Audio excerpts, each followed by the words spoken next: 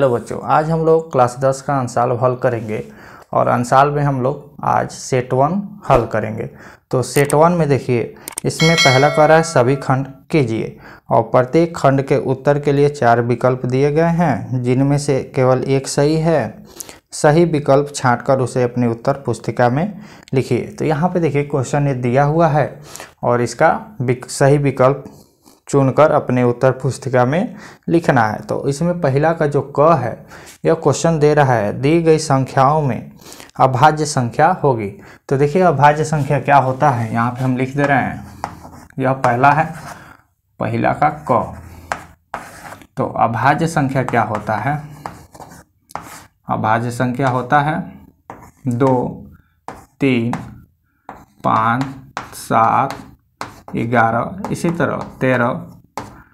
तो इसमें विकल्प में देखिए अभाज्य संख्या में क्या होगा विकल्प, तो 0, 1, 2, 8। तो इसमें विकल्प नंबर क्या हो जाएगा 3, यानी इसका आंसर क्या होगा पहला का क का 3, यानी अभाज्य संख्या क्या होगा 2।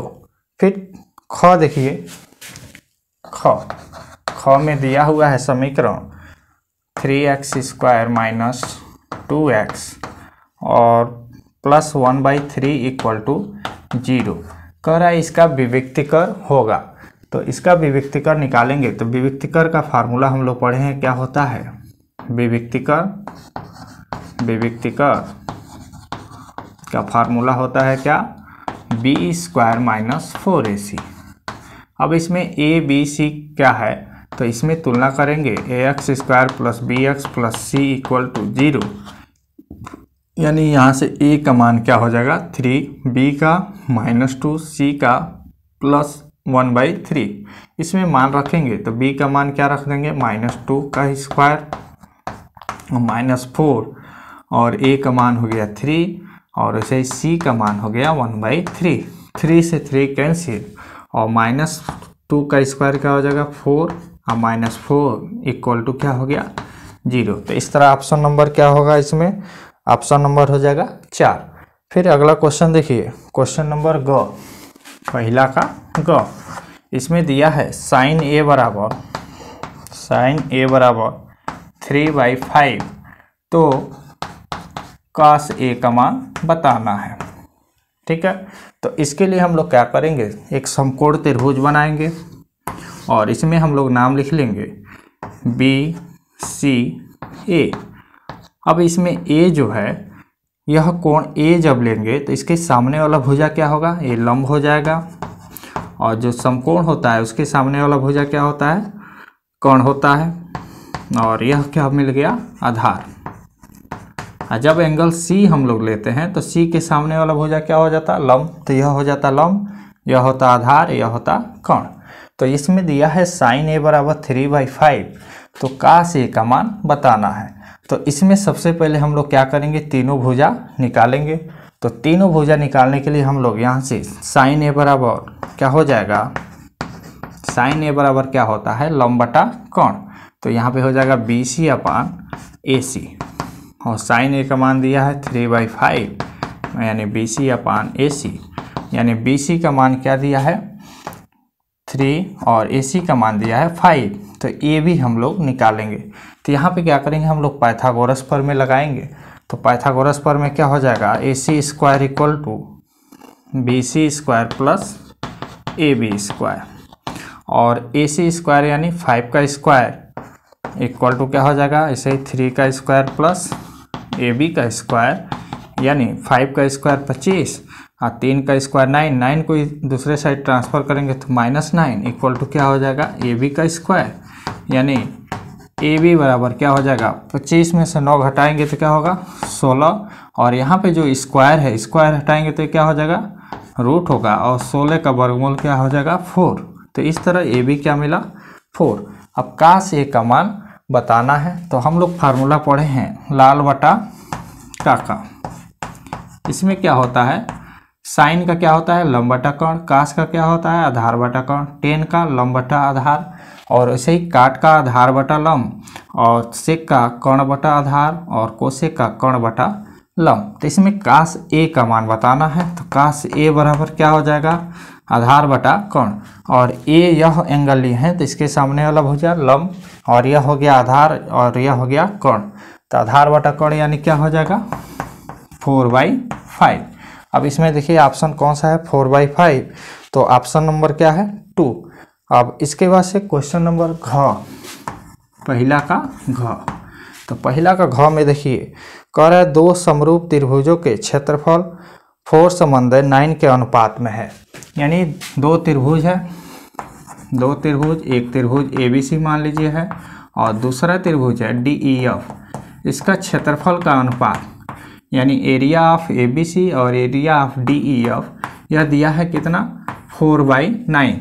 तो इसमें आगे कह रहा है तो त्रिभुज की भुजाओं में अनुपात होगा, तो त्रिभुज की भुजाओं में अनुपात बताना है। तो हम लोग पढ़ चुके हैं कि दो त्रिभुज जब समरूप होता है तो उन दोनों त्रिभुज के क्षेत्रफल का अनुपात उसके संगत भुजाओं के अनुपात के वर्ग के बराबर होता है। तो यानी यहाँ से क्या हो जाएगा, जब त्रिभुज ABC और त्रिभुज DEF समरूप होगा तो इन दोनों त्रिभुजों के क्षेत्रफल का जो अनुपात होगा वो किसके बराबर होगा, इन दोनों इसके संगत भुजा, यानी जब भुजा AB लेंगे तो AB का संगत भुजा क्या होगा DE और इसके अनुपात के वर्ग के बराबर होता है। और area of ABC area of DEF कितना दिया है 4/9 दिया है, तो यहाँ हम लोग लिख लेंगे 4/9 और AB/DE का होल स्क्वायर। स्क्वायर यहाँ से हटेगा तो ये क्या हो जाएगा अंडर रूट में हो जाएगा, यानी अंडर रूट 4/9 इक्वल टू क्या होगा AB/DE, और 4 का वर्गमूल क्या हो जाएगा 2 और 9 का वर्गमूल 3 यानी AB/DE। यानी भुजाओं का जो अनुपात होगा वो क्या हो जाएगा 2 समन्वय 3। तो इसमें देखिए ऑप्शन नंबर कौन सा है, तो घ का ऑप्शन नंबर होगा 1। चलिए अंग देखिए, अंग तो अंग में कह रहा है 3, 4, 6 तथा x का समांतर माध्य 5 है तो x का मान होगा। तो इसमें दिया है संख्या 3, 4, 6 और है x, और इसका समांतर माध्य दिया है, यानी समांतर माध्य को हम लोग कैसे लिखते हैं x बार से, और समांतर माध्य क्या दे दिया है 5 है, तो इस x का मान बताना है। तो समांतर माध्य बराबर हम लोग क्या पढ़े हैं, सभी पदों का योग यानी 3 + 4 + 6 + x, और अपान क्या होता है पदों की संख्या, तो कितना है 1, 2, 3, 4, तो 4 से इसमें क्या हो जाएगा अपान 4। अब मान रख दीजिए तो कितना है 5, और इसको जोड़ लीजिए तो 4, 3, 7 और 7, 6, 13 यानी 13 + x अपान क्या हो गया 4। इसको इधर गुणा कर लीजिए तो क्या हो जाएगा, यानी यहाँ से हो जाएगा 13 + x = 20, यानी x बराबर क्या हो जाएगा 13 ट्रांसफर करिए तो 20 - 13 यानी x का मान क्या हो जाएगा 7। तो ऑप्शन नंबर इसमें क्या हो जाएगा, ऑप्शन नंबर होगा 3। तो इस तरह इसका आंसर क्या हो गया 7, यानी ऑप्शन नंबर 3 पहला का च। तो इसमें पहला का च में देखिए च क्या कह रहा है, इसमें दिया है 2 बिंदु, एक बिंदु दिया है 2, 3 और दूसरा बिंदु दिया है 4, 1। कह रहा है इन दोनों बिंदुओं के बीच की दूरी है। तो बीच की दूरी निकालने के लिए हम लोग क्या करते हैं, फार्मूला क्या होता है, दो बिंदुओं के बीच की दूरी बराबर होता है √x2 - x1 का whole square plus y2 - y1 का होल स्क्वायर। इसमें यह क्या है x1 हो गया, यह y1, इसको हम लोग ले लेंगे x2 y2। मान रखिए तो x2 इसमें क्या लिए हैं 4 और माइनस, इसी तरह x1 क्या लिए हैं 2, तो यहाँ पे हो गया 2 का होल स्क्वायर प्लस y2 क्या है 1 और माइनस y1 क्या है 3, इसका होल स्क्वायर। यहाँ से हल करेंगे तो 4 में से 2 गया 2, 2 का स्क्वायर और प्लस 1 में से 3 गया यानी -2, इसका स्क्वायर, यानी एक क्या हो जाएगा 2 का स्क्वायर 4 और -2 का स्क्वायर 4, यानी क्या हो गया √8। इसमें से हम लोग वर्गमूल निकालेंगे तो 8 को ऐसे लिख लेंगे और 2 जोड़ा बन गया तो एक हम लोग क्या कर लेंगे इसमें निकाल देंगे 2 बाहर, यानी इसका आंसर क्या हो जाएगा 2√2। तो इसमें देखिए कौन सा ऑप्शन है, यानी च का ऑप्शन नंबर हो जाएगा 3, यानी 2√2, यानी इन दोनों बिंदुओं के बीच की दूरी क्या होगा 2√2। फिर इसके बाद से हम लोग चलिए अगला क्वेश्चन हल करते हैं। चलिए अब क्वेश्चन नंबर 2 देखिए। क्वेश्चन नंबर 2 कह रहा है सभी खंड कीजिए, और दूसरा का क जो है, दूसरा का क इसमें दिया हुआ है कि एक द्विघात समीकरण x² माइनस 2kx और -6 = 0 का एक मूल 3 है, यानी इसका एक मूल दे दिया है 3 है। तो k का मान बताना है, इसमें k का मान बताना है। तो द्विघात समीकरण का 2 मूल होता है। किसी भी द्विघात समीकरण का अधिकतम मूल कितना होता है? 2 होता है। उसमें से एक मूल दे दिया है। द्विघात समीकरण में मूलों का योग पढ़ चुके हैं, यानी यहाँ से अगर कोई द्विघात समीकरण हो ax² + bx + c = 0, और इस द्विघात समीकरण का हम लोग 2 मूल, एक अल्फा और दूसरा बीटा अगर मान लेते हैं, तो उन दोनों का योग यानी मूलों का योग बराबर होता है -b/a, और मूलों का गुणनफल जो होता है c/a होता है। तो इसी तरह से इसमें हम लोग क्या करेंगे? तुलना कर लेंगे। तो एक मूल मान लीजिए अल्फा बराबर क्या दिया है? 3, यानी अल्फा बराबर 3 दिया है। तो बीटा का मान निकालना है। यहाँ से a का मान क्या हो जाएगा? 1, और b का मान क्या होगा? -2k, और इसी तरह c का मान क्या हो जाएगा? -6। अब इसमें मान रखिए, तो मूलों का योग इसमें यानी अल्फा प्लस बीटा बराबर क्या हो जाएगा? -b/a है, और अल्फा हम लोग क्या ले लिए हैं? 3, तो प्लस बीटा = माइनस, और b का मान क्या है? -2k, तो यहाँ पे हम लिख दिए -2k, और अपान a का मान कितना है? 1। इसको हल करिए तो 3 + बीटा = माइनस माइनस प्लस, यानी ये क्या हो गया? 2k, और 3 को ट्रांसफ़र कर लीजिए तो बीटा बराबर क्या हो जाएगा? 2k - 3, और इसको इक्वेशन नंबर 1 ले लेंगे। फिर यहाँ से मूलों का जो गुणनफल होता है, यानी अल्फ़ा बीटा बराबर क्या होता है? c/a, और एक हम लोग मूल लिए हैं 3, तो यहाँ पे हो जाएगा 3 बीटा बराबर, और c क्या है? -6 है, और a क्या है? 1 है। यहाँ से हम लोग हल करेंगे तो बीटा बराबर क्या हो जाएगा? -6, 3 इधर आ जाएगा तो अपान 3 हो जाएगा, यानी बीटा का मान क्या हो जाएगा? -2। अब इसमें क्या पूछ रहा है? दूसरा मूल नहीं पूछा है, इसमें पूछ रहा है k का मान। तो k का मान पूछ रहा है, तो बीटा का मान समीकरण हम लोग 1 में रख देंगे। तो बीटा का मान समीकरण 1 में रखेंगे तो यहाँ से क्या हो जाएगा? माइनस, यानी बीटा का मान समीकरण 1 में रखने पर, तो चलिए रखिए यहाँ से, तो क्या हो जाएगा? -2 और = 2k, -3 को इस साइड लाइए तो +3 हो जाएगा, तो 3 - 2 = 2k, यानी 1 = 2k, तो k बराबर क्या हो जाएगा? 1/2। तो इस द्विघात समीकरण का अगर एक मूल 3 है तो इसकी का मान क्या हो गया? 1/2। तो इस तरह इस क्वेश्चन का आंसर यहाँ पे क्या मिल गया? k का मान 1/2। अब क्वेश्चन नंबर ख देखिए, दूसरा का ख।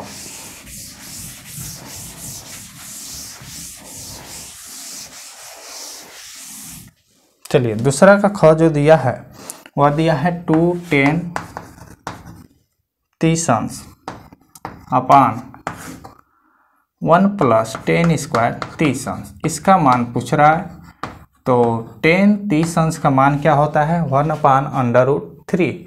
इसमें मान रखेंगे तो क्या हो जाएगा? यहाँ से बराबर 2 10 30 का मान 1/√3, और अपान क्या होगा? 1 + 1/√3 का होल स्क्वायर, यानी यहाँ से क्या हो गया? 2/√3 अपान 1 प्लस, और 1 का स्क्वायर 1, और √3 का स्क्वायर क्या हो जाएगा? 3। यहाँ से हल करेंगे तो 2/√3, इसमें एलसीएम लेंगे तो 3 हो जाएगा, और 3 प्लस क्या हो गया? 1। इसी तरह 2/√3/4/3। अब यहाँ से क्या हो जाएगा मान? यहाँ पर लिख लेंगे 2/√3, और ये 3 क्या हो जाएगा? ऊपर चला जाएगा, और अपान क्या हो जाएगा? 4, यानी ये कैंसिल होगा तो 2 हो जाएगा, और यहाँ पे हम लोग क्या लिख देंगे? 3/2√3। परिमेयीकरण करेंगे तो √3 से ऊपर नीचे गुणा करेंगे तो यहाँ से क्या हो जाएगा 3√3 अपान 2 और √3 का √3 में गुणा होगा तो 3 हो जाएगा और 3 से 3 कैंसिल, यानी क्या हो जाएगा √3/2। तो इस तरह इसका मान क्या आ जाएगा √3/2। अब अगला क्वेश्चन देखिए, क्वेश्चन नंबर दूसरा का इसमें कह रहा है यदि दो समरूप त्रिभुजों के क्षेत्रफल, तो मान लीजिए एक त्रिभुज ABC है, इसका क्षेत्रफल दिया है यानी एरिया दिया है कितना 169 सेंटीमीटर स्क्वायर, और दूसरा त्रिभुज है उसका एरिया दिया है, मान लीजिए दूसरा त्रिभुज क्या है DEF, और उसका क्षेत्रफल दिया है 225 सेंटीमीटर स्क्वायर। तो कह रहा है इनकी संगत भुजाओं में अनुपात ज्ञात कीजिए। तो ये दोनों त्रिभुज समरूप है तो इन दोनों त्रिभुज का जो क्षेत्रफल का अनुपात होगा, दोनों त्रिभुजों के क्षेत्रफल का जो अनुपात होगा, इन दोनों त्रिभुजों के क्षेत्रफल का जो अनुपात होगा इनकी भुजाओं की, यानी इनकी संगत जो भुजा होगा इसके अनुपात के वर्ग के बराबर होगा। इसका अनुपात दिया है यानी 169/225 equal to AB upon DE का होल स्क्वायर। स्क्वायर हटेगा तो क्या हो जाएगा √ में आ जाएगा, यानी यहाँ से क्या हम लोग लिख सकते हैं AB upon DE equal to 169/225 और स्क्वायर हटाए हैं तो √ में हो गया। अब यहाँ से हल करेंगे तो क्या हो जाएगा AB upon DE equal to, और 169 किसका वर्गमूल होता है 13 का, 225 किसका होता है 15। तो इस तरह इनके संगत भुजाओं का अनुपात क्या हो जाएगा 13 संबंध क्या हो जाएगा 15। तो इस तरह इसका आंसर क्या हो गया 13 संबंध 15। चलिए अब दूसरा का घ देखिए, दूसरा का घ जो है वह क्या दिया है, इसमें दूसरा घ कर रहा है 12 व्यक्तियों का भार का समांतर माध्य, 12 व्यक्तियों का भार का समांतर माध्य। इसका समांतर माध्य कितना दिया है, इसमें दिया हुआ है 45.5 किग्रा। तो इसमें बताना है उनके भारों का योगफल ज्ञात कीजिए, यानी भारों का योगफल निकालना है, उनके भारों का योगफल निकालना है यहाँ पे। तो यहाँ पे समांतर माध्य यानी दिया हुआ है और कितने व्यक्तियों का 12 व्यक्तियों का भार का। तो यहाँ पे फार्मूला हम लोग लिखेंगे क्या, समांतर माध्य बराबर भारों का योगफल, यानी 12 व्यक्तियों का भारों का योगफल अपान क्या हो जाएगा यहाँ पे अपान 12। समांतर माध्य दिया है कितना 45.5 और भारों का योगफल अपान क्या है 12, यानी 12 इधर आएगा तो क्या हो जाएगा गुणा हो जाएगा, यानी 12 गुणे 45.5 इक्वल टू क्या होगा भारों का योगफल। अब हम लोग गुणा कर लेंगे यहाँ पे, यानी भारों का योगफल बराबर क्या लिख देंगे, अब भारों का योगफल बराबर, चलिए गुणा कर लीजिए। तो देखिए 12×5 60, 6 बचा और 12×5 60 और 60 6 क्या हो जाएगा 66, और फिर कितना बचा 6 बचा और 12 चौक 48, 48 6 कितना हो जाएगा 48 2 50 और ये क्या हो जाएगा 54 और दशमलव का स्थान एक स्थान पे, यानी क्या होगा 546, यानी इतना क्या होगा केजी। यानी जो 12 व्यक्तियों का जो भार होगा वो कितना होगा 546 केजी। तो इस तरह इस क्वेश्चन का हल क्या मिल गया 546 केजी। फिर चलिए इसके बाद से हम लोग क्वेश्चन नंबर 3 हल करेंगे। तो क्वेश्चन नंबर 3 देखिए क्या कर रहा है, इसके बाद से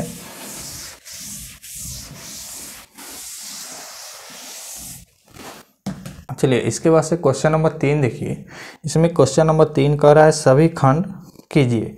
तीसरा का जो क है, तीसरा का क, यह देखिए क्या कह रहा है, अभाज्य गुणखंड विधि द्वारा 96 और 404, 96 और दूसरा है 404, इसका मौसो और लौसो ज्ञात करना है। यानी इसका क्या निकालना है, मौसो निकालना है और लौसो निकालना है। तो अभाज्य गुणनखंड विधि से निकालना है तो पहले हम लोग क्या करेंगे, 96 का अभाज्य गुणनखंड निकालेंगे।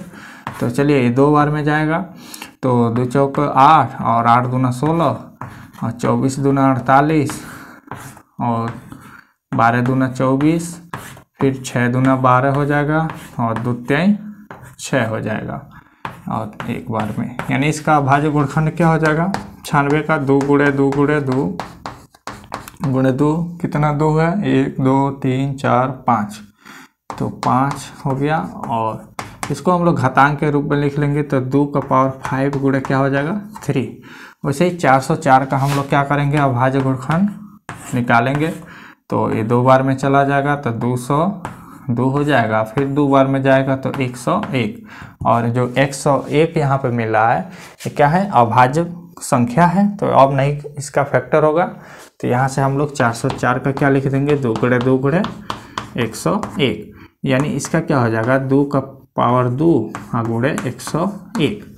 अब इसमें SCF निकालना है, तो SCF हम लोग निकालेंगे किसका, 96 और 404 का।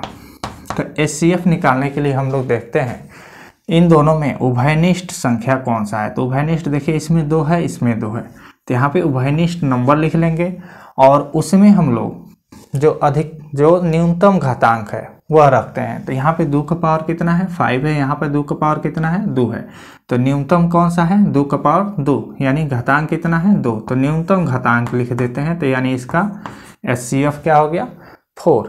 अब LCM निकालना है, तो LCM के लिए हम लोग क्या करेंगे, यहाँ से फार्मूला हम लोग लगाएंगे, जो हम लोग यहाँ पे फार्मूला लगाएंगे LCM निकालना है, यानी 96 404 इक्वल टू क्या लगा देंगे, दोनों संख्याओं का गुणनफल, यानी 404 गुणे 96 और अपान क्या हो जाएगा SCF ऑफ 404 इंटू 96।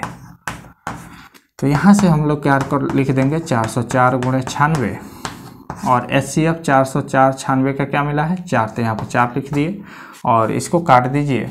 तो चलिए इसको हम लोग काट रहे हैं, तो इसको 4 बार में इसको काटिए, तो क्या हो जाएगा 4 दूना 8 और यहाँ पे क्या हो जाएगा 16, यानी 4 चौको 16, 24 मिला, 24 का इसमें गुणा कर लीजिए। तो 24 चौको यानी 404 का किस में गुणा करना है 24 में, चलिए गुणा करिए। तो 4 चौको 16 और 4 चौको 16, 4 दूना 8 और 0 होगा 4 दूना 8, यानी कितना हो जाएगा 6 9 और यह कितना हो जाएगा 6 9, यानी इसका LCM क्या मिल जाएगा 96। तो इस क्वेश्चन में देखिए, इसमें हम लोग क्या किए हैं, 96 का अभाज्य गुणनखंड लिख दिए, तो 2 का पावर 5 गुणे 3 और 404 का अभाज्य गुणनखंड लिख दिए 2 का पावर 2 गुणे 101। अब इसमें SCF हम लोग सबसे पहले निकाले हैं। तो SCF निकालने के लिए इसमें हम लोग क्या करते हैं कि इसमें जो कॉमन जो होता है, जो कॉमन संख्या होता है, उसका न्यूनतम घातांक वाला यहाँ पे मान लिख देते हैं। यानी न्यूनतम घातांक इसमें क्या है 2 का पावर 2, यानी यहाँ पे न्यूनतम घातांक 2 है, यहाँ पे कितना है 5 है, और हम लोग क्या निकाल रहे हैं SCF निकाल रहे हैं, और दोनों में बस 2 ही फैक्टर जो है वो क्या है कॉमन है, यानी दोनों में है, तो यहाँ पे 2 लिख लिए और न्यूनतम जो घातांक है वह लिख दिए और इसका हम लोग हल कर लिए, यानी कितना मिल गया 4। SCF मिल गया कितना 4, और फार्मूला हम लोग पढ़ चुके हैं कि LCM गुणे SCF बराबर दोनों संख्याओं का गुणनफल, यानी 2 संख्याओं का LCM गुणे 2 संख्याओं का SCF बराबर क्या होता है दोनों संख्याओं का गुणनफल। तो यहाँ पे LCM निकालना है, तो LCM बराबर क्या हो जाएगा दोनों संख्याओं का गुणनफल बराबर बटा SCF ऑफ दोनों संख्याओं का।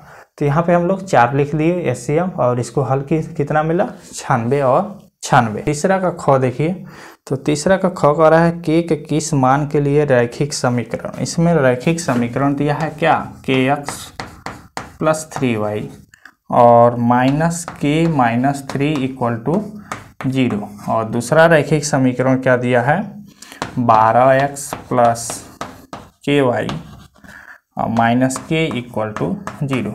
इसमें कह रहा है k के किस मान के लिए निम्न रैखिक समीकरण समीकरण इसमें के युग्म के अपरिमित रूप से अनेक हल होंगे। तो अपरिमित रूप से अनेक हल होने का कंडीशन क्या होता है? अपरिमित रूप से अनेक हल होंगे।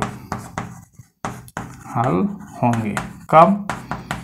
जब क्या होता है? a1/a2 equal to b1/b2 equal to c1/c2, अगर ऐसा होता है तो इसमें a1 क्या हो जाएगा? यहाँ पे हम लोग तुलना करेंगे a1x plus b1y plus c1 equal to 0।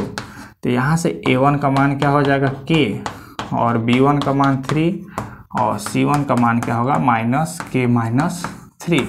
इसी तरह यहाँ से हम लोग तुलना करेंगे a2x plus b2y plus c2 equal to 0।